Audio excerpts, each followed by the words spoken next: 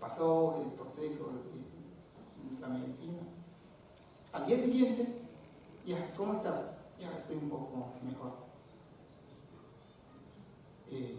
Bueno, y ya falta 4 horas para tu viaje, ¿no? Entonces, faltan 2 horas, va y recuperando. No le miento, el amigo saltó de alegría, empezó a saltar, ya no tenía dolor. Gracias pues a la medicina, ¿no? Que es muy natural, los abejas pues recolectan de distintas especies, ¿no? De árboles, de la fruta, de la flor, la resina, de todo. Entonces eso, la concentración es lo que ayuda mucho al cuerpo del ser humano. Entonces esas son las experiencias mías que yo he vivido, mi persona y juntamente con mis pacientes. Eso es lo que hace la naturaleza, ¿no? Yo siempre digo, una farmacia en la naturaleza, lo que tenemos nosotros.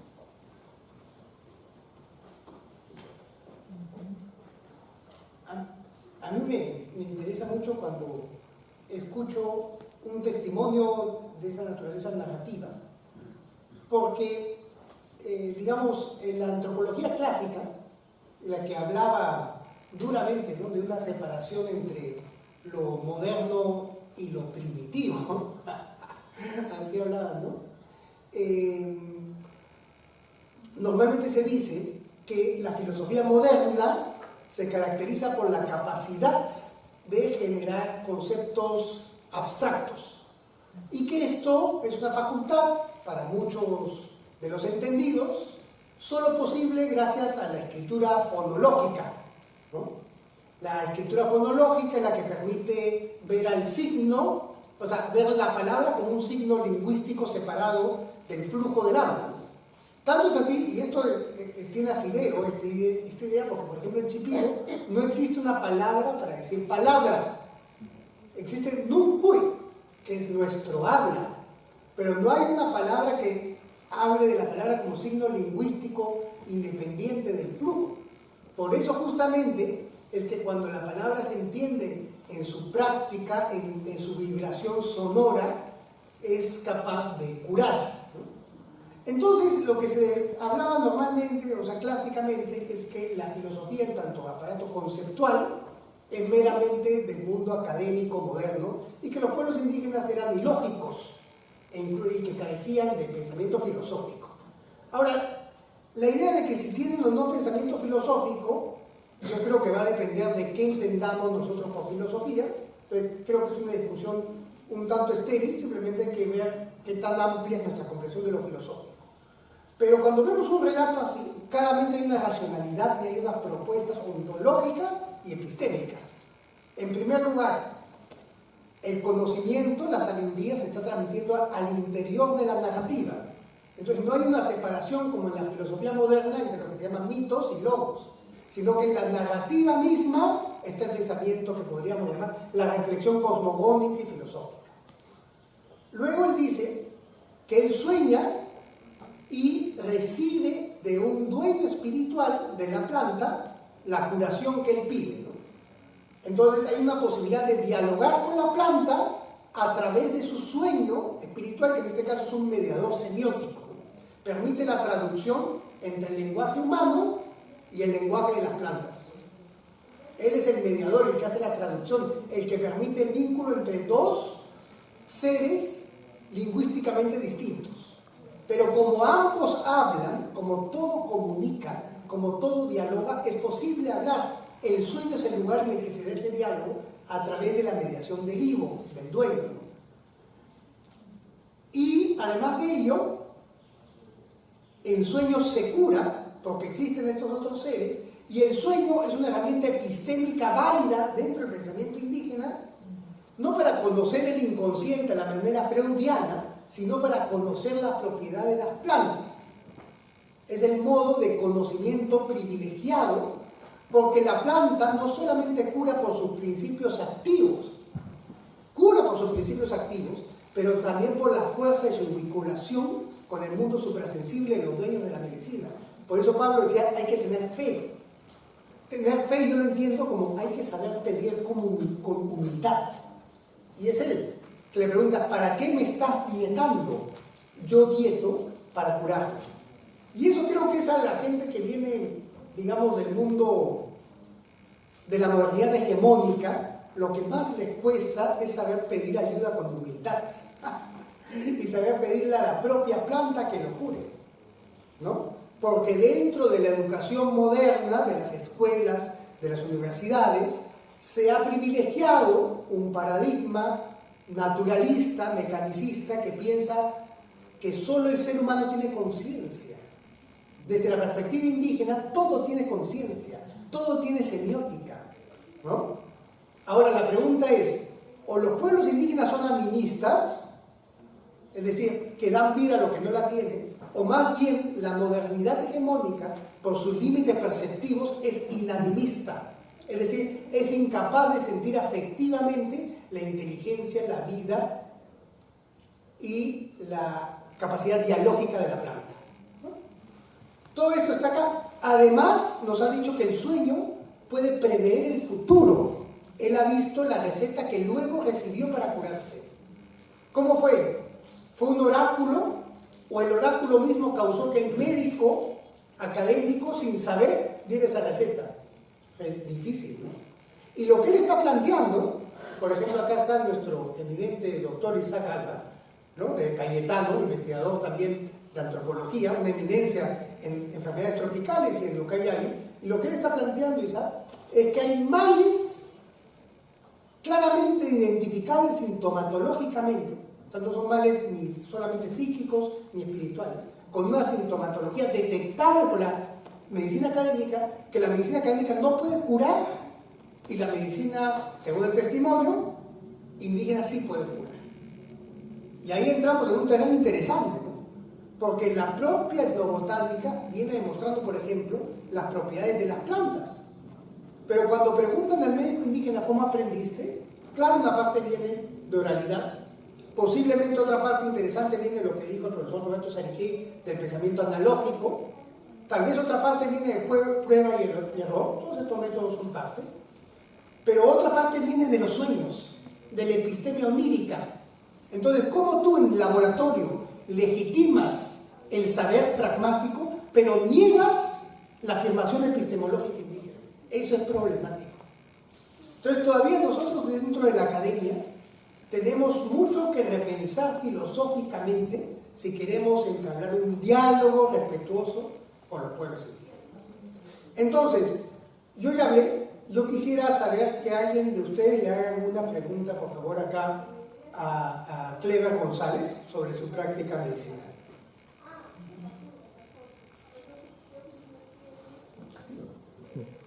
Respecto a las causas no occidentales, por llamarlo así, de las enfermedades, o sea, ¿qué otras causas encuentran, ¿no?, para que una persona se enferme?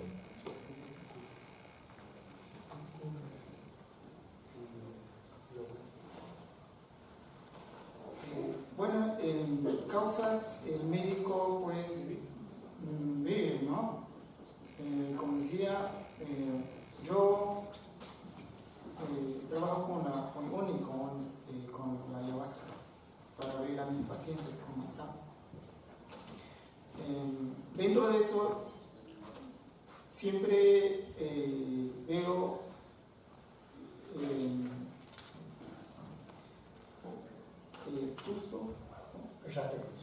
susto en el alma, en el espíritu, ¿no? Veo ¿cómo puedo interpretar? Mal aire en su cuerpo, y unís la tristeza, ¿no?, de que algún momento en tu brazo, o estando junto mucho contigo, partido pues tu familia, quien lo quería mucho, entonces esa tristeza acumula en una persona espiritualmente. Y esas son las causas siempre que se ve, ¿no? Y también hay las malas vibras, pues, de alguien, Mal pensamiento, envidia, ¿no? Que también es afectado al cuerpo o al espíritu. Entonces todo eso se ve, ¿no? dentro de la concentración de la medicina. Entonces tratamos de acuerdo a lo que está, ¿no? lo que la medicina nos dice. Y pues de ahí viene el canto, lo que es el canto de sanación, la canción de sanación hacia el paciente. Los cantos son únicos, no se repiten, ¿no? Porque es de acuerdo a la gravedad de su enfermedad, cómo está él. Entonces, la misma planta, el mismo higo de la planta que te ayudaron en el proceso de tu dieta, ellos vienen a ayudarte, ¿no? Y por medio de ti presentan a ellos y transmiten el canto de sanación hacia tu paciente, hacia el paciente.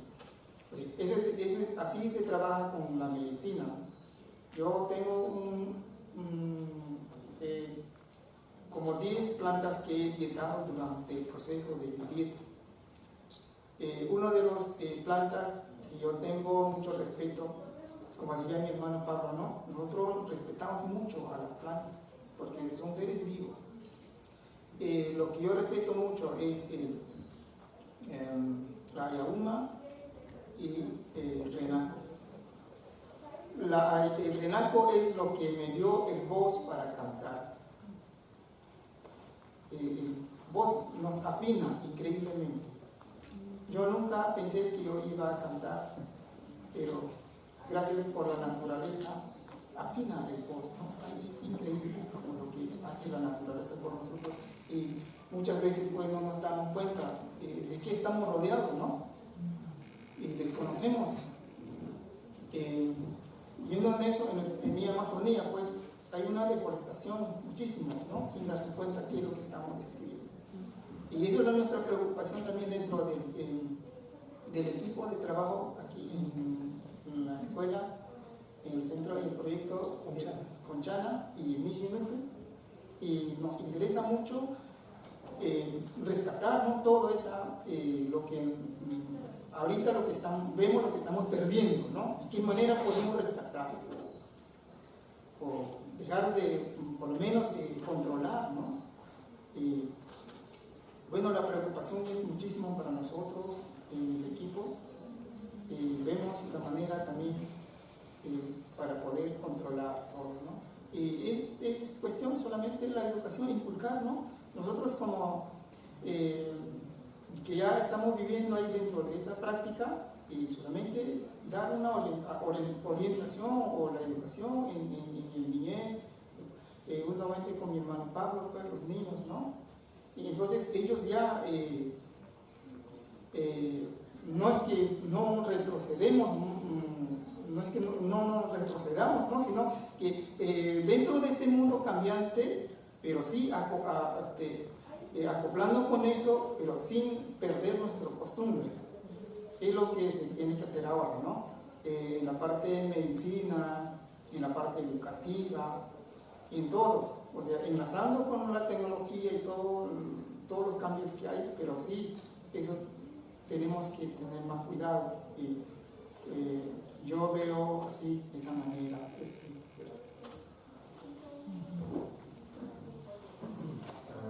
Primero, creo que está usted antes, ¿no? Sí.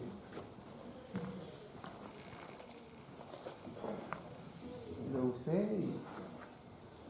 Muchas gracias. Una pregunta acerca de lo que en teoría, digamos, se llamaría la ética, pero para explicarlo más, digamos, de una manera más práctica, el comportamiento, ¿no? Digamos, un médico tradicional tiene normas, reglas de comportamiento el pueblo shipibo hace una diferencia, como nos ha explicado nuestro amigo Pablo, digamos, de los que quieren hacer un servicio de curar, ¿no? Que son médicos verdaderos, y también los que no lo son, que pueden utilizar estas, digamos, tecnologías, estas técnicas, ¿no? Pero de pronto para hacer el mal o otros objetivos, ¿no? Yo les voy a contar nomás para hacerles reír un poco también, que alguna vez unas amigas paisanas de ustedes, ¿no? Del pueblo shipibo, a nosotros nos dijeron: tienes que tener mucho cuidado con mis paisanos, porque especialmente con nosotros, shipibo, porque de cada 10, 1 es médico, 9 son brujos. ¿Qué piensa usted sobre ese tema? ¿Es verdad o no es tan así o cómo es? Es para abrir el tema. Muchas gracias por la pregunta. Bueno, para ser médico, pues como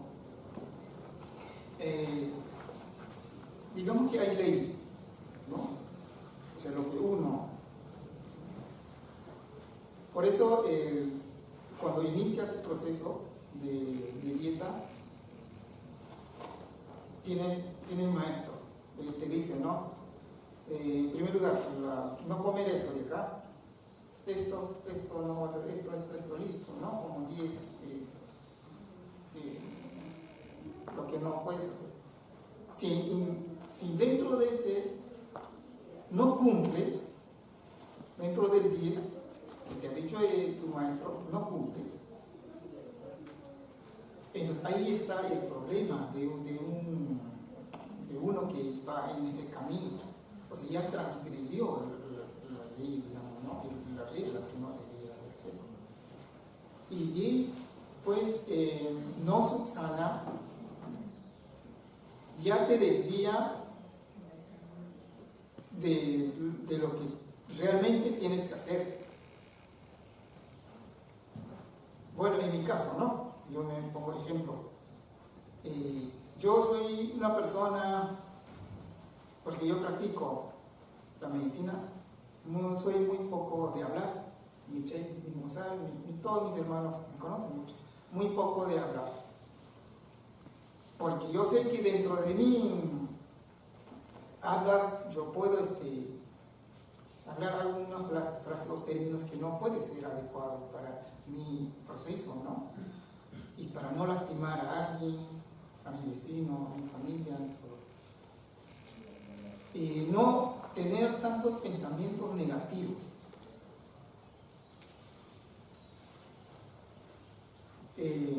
O sea, eso es lo que el maestro tiene que practicar, el amor, ¿no? Una confianza única en sí misma, sentir mucho armonía con tu entorno, con tu ámbito en lo que vives, ¿no? Siempre digo, nosotros somos de diferentes pensares, pensamos de diferentes maneras, ¿no? Pero nuestro corazón, nuestra manera de querer, sentir, cariño, es único, que tenemos cada uno, pero pensamos diferente. Ahí es solamente lo que diferencia a una persona, no hay otra. El color de sangre es la misma, el Nui Mishinal que sale de uno es la misma, no cambia. Entonces eso es lo que tiene que practicar el Viraya, el Gunaya. Los que no hacen eso son los que se desvían, pues así ya practican hacer otras cosas, lo que ya es fuera de lo que el bien común hacia tu prójimo que lo puedes hacer. Muchas gracias. Sí, pero un ratito. Lo que pasa es que no respondió. Se está escapando a la respuesta. La pregunta concreta es, si es verdad que de cada 10 que practican, 9 son brujos, ¿sí o no? ¿Es verdad o no es verdad? Es muy verdad. Es verdad. 8 tal vez. Sí. La mayoría ya pues están... Yo creo que es 9.5, más bien. Buenas tardes, Clever. Muchísimas gracias por estar acá, muchísimas gracias por responder también y muchísimas gracias por darnos tu conocimiento, alimentarnos con tu conocimiento. ¿Qué cosa es para el mundo shipibo el alma? ¿Hay tipos de alma? Gracias. Y creo que antes había una última pregunta, me parece, o Se fue, ahorita se fue, ¿no? Ah, ya, bueno. Pero es que había otra, creo, que era él, y creo que ya tendríamos que cerrar.